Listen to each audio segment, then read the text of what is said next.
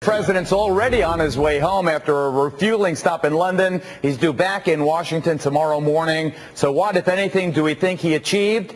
We're pleased to have on board two prominent members of Congress who know the score in Afghanistan. Joe Sestak of Pennsylvania, a Democrat, also happens to be the highest-ranking military officer ever elected to national office in our land. He's a retired three-star vice admiral who once commanded the big aircraft carrier task force operating off the South Asia coast. Admiral Sestak, welcome. While our power Republican Congressman Jack Kingston of Georgia has just returned from a fact-finding mission of his own to that war-torn country. Jack, you first, if I can. So the president says there's no daylight between Republicans and Democrats when it comes to the war and war fighting in Afghanistan. Do you buy that?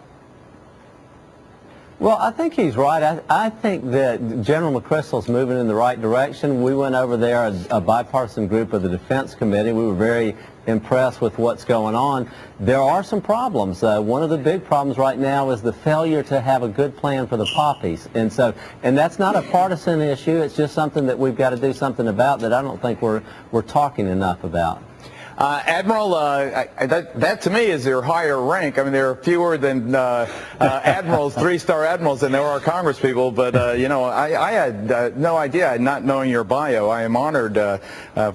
Thank you for your service to the country in that regard. I don't know, you know, how you got into politics and why, but that's a whole other issue. What about the question Congressman Kingston raises, which I think is the $64 question? You know, I heard last week that some of our troops are refusing to take poppy away from the farmers, not wanting to deprive them of their livelihood and make them hate the troops forever. I mean, there is some inconsistencies here and some real difficulties. I mean, they're not going to grow tomatoes. How are they going to survive? You're absolutely right. This is a real challenge because these troops, they are doing a counterinsurgency strategy, not a counterterrorism strategy, winning the hearts and the minds. And prior to this year, what our ambassador out there had done, the previous ambassador, who had come from Colombia, was actually eradicating the fields. Well, this left these individuals without a livelihood. And where did they turn? Well, they turned to joining the Taliban because they paid 3.5 times what we pay a police person in Afghanistan.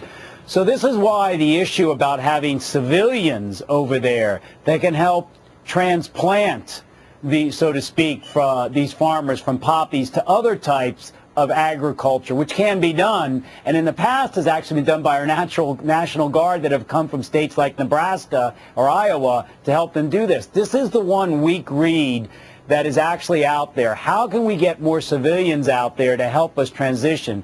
But Geraldo, the key here also is remember this. Ultimately is really about Pakistan. You've been out there in the past. You know that al-Qaeda is not in Afghanistan, it's in Pakistan. A lot of this has to do with closing the border, as Secretary Gates said in a closed hearing in December, and making sure that the Pakistanis, as they move through the Taliban on their side of the border, can get to the al-Qaeda, where we can't go into that country, but the Taliban and al-Qaeda doesn't flee into Afghanistan.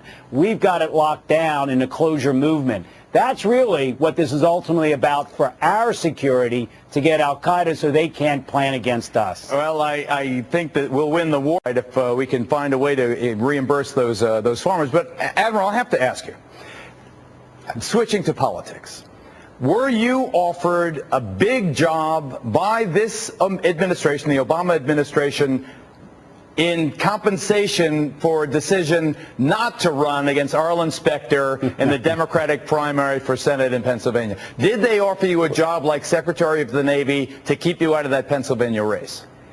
I was asked that question, as you know, at the end of a half-hour interview by a reporter right down here in Philadelphia. And I hadn't been asked that question at all about something that did happen in July. Was I offered a job? I answered it yes, honestly, which I think is important for a public servant. Well, what job was because it? I did, and I don't think I have to go into it beyond that because come on, was it I answered Secretary it of the honestly. Navy, Admiral? Did they offer you that As job? I said when I was asked that question, I don't have any further comment, and I mean that because, you know, you asked me why I got into politics. Military man like yourself, how could you not give me, a big military war correspondent, a straight answer on that? But, you know, you asked me once earlier here why I got into politics. You know why I got in?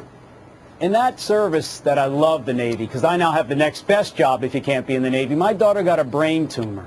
I heard about that. She was given 3 to 9 months to live. Okay? She's 8 years old now, going on 22. But the key is, I got in for this health care bill, and I'm in this on policy, and so I'm running against Senator Specter, because I honestly think that principle and policy has to triumph over politics. And that issue you brought up was about politics. I'll let you slide, but I have to note for the record that you didn't answer that question.